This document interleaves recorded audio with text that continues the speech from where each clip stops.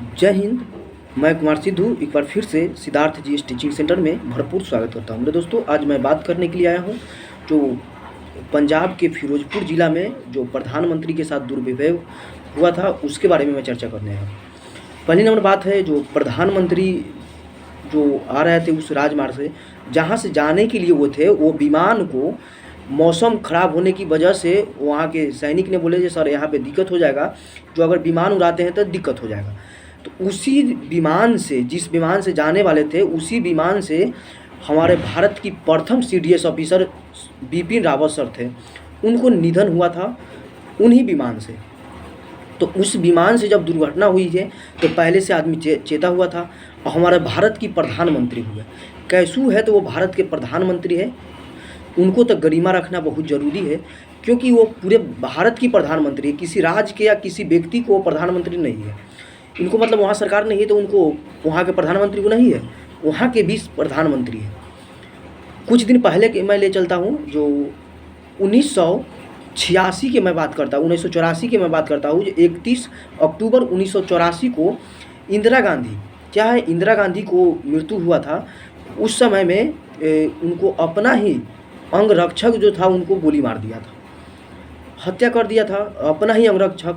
उसके बाद में 1988 में एसपीजी एक एक्ट लाया गया, जो एसपीजी एक कमांड करता है, जो बड़ा जो पदाधिकारी होता है उसको ही सुरक्षा के लिए।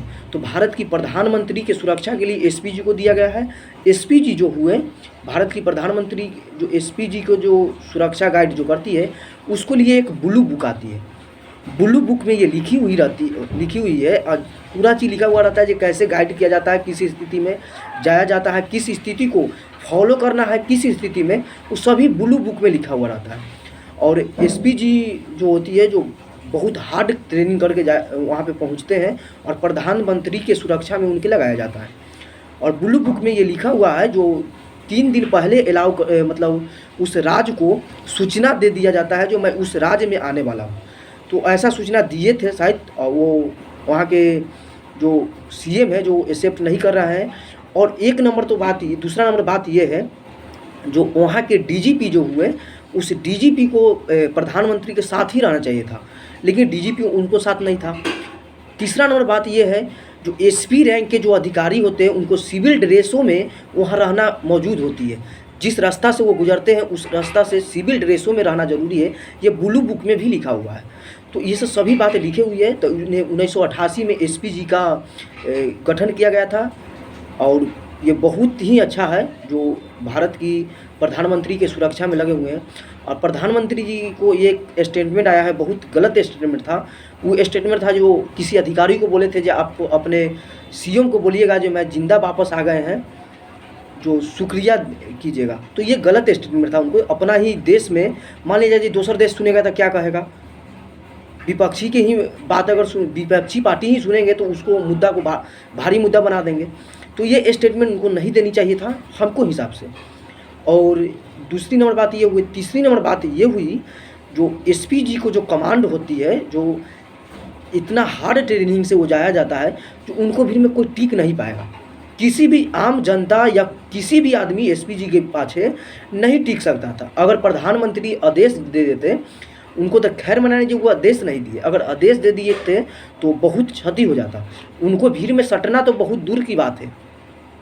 तो ऐसा स्टेटमेंट प्रधानमंत्री जी दिए हैं, तो कहीं ना कहीं उनको गरिमा को ठेस पहुंचा है, इसलिए वो दिए हैं।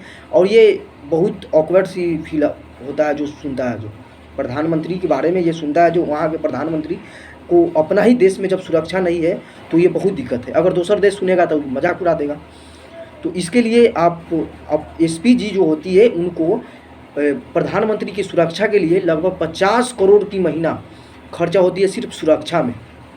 अगर प्रधानमंत्री दिल्ली में बैठे हुए हैं तो 1,65,00,000 के आसपास खर्चा बैठता है एक दिन की 1,65,00,000 अगर वहाँ पे, अगर कहीं पे गए घूमने, यात्रा करने, किसी तरह के सम्मेलन में अगर चले गए, तो उसमें उनको 2.5 करोड़ के आसपास भाग जाता है खर्चा।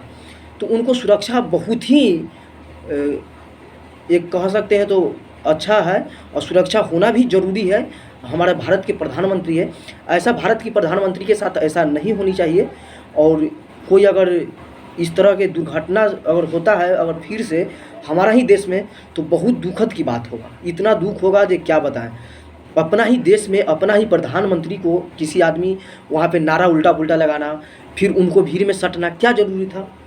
उनको ऐसा कहा जाता है जो उनका अपना ही आदमी था जो भी सटा है, उनको भी नहीं सटना चाहिए था। आपको क्या प्रमाणित है जो आप उनको ही आदमी थे, किसी दूसरा आदमी भी हो सकते हैं। तो मैं विनती करता हूँ कि आप ऐसा ना किसी तरह के व्यवहार कीजिए किसी भी प्रधानमंत्री के साथ। और पूरे भारत के प्रधानमंत्री हैं। अब मैं प्रधानमंत्री को अगर ये सूचना अगर जाता है तो मैं बताना चाहता हूँ उनको, नरेंद्र मोदी जी का, जो आप किसी भी पार्टी को समर्थक नहीं कीजिए, क्योंकि आप पूरे भारत की प्रधानमंत्री है, किसी पार्टी के प्रधानमंत्री नहीं है, आप किसी राज्य के आप प्रधानमंत्री नहीं है, ठीक है ना। आप पूरे भारत की प्रधानमंत्री है। पार्टी क्या कर रही है उससे नहीं, आप अपने दिल से काम कीजिए। आप अभी तक अच्छे काम कर रहे हैं, तो हमको लिए दिल से आपको सैल्यूट है। और पंजाब में फिरोजशाह ज़िला है एक, वहाँ पे उनको रुकाया गया था, वो ओवर ब्रिज पर रुका दिया गया था, ये गलत है। प्रधानमंत्री 2015 में नवाज़ शरीफ के पोती के शादी में चले गए थे, एक बार एक बिना बताए हुए गए हुए थे वहाँ पे, बिना बताए हुए चले गए थे। वो सब पूरा भारत के दिल क्या होता हुआ, जो पूरा देश जिसका विरोध कर रहा है, पूरा देश के वो विरोध है, उनको पोती की आप शादी में डायरेक्ट चले गए बिना बताए हुए। अब वो और गए थे तो उन्हीं को हवाई जहाज़ से, ये तो गलत है हमारे हिसाब से। और ऐसा अफवाह ना उठाइए। अगर होगा किया है तो आप सिंपल से बोल दीजिए हाँ यहाँ पे दिक्कत हुआ है, इनको थोड़ा सुरक्षा में सुधार की ज़रूरत है इस राज्य को।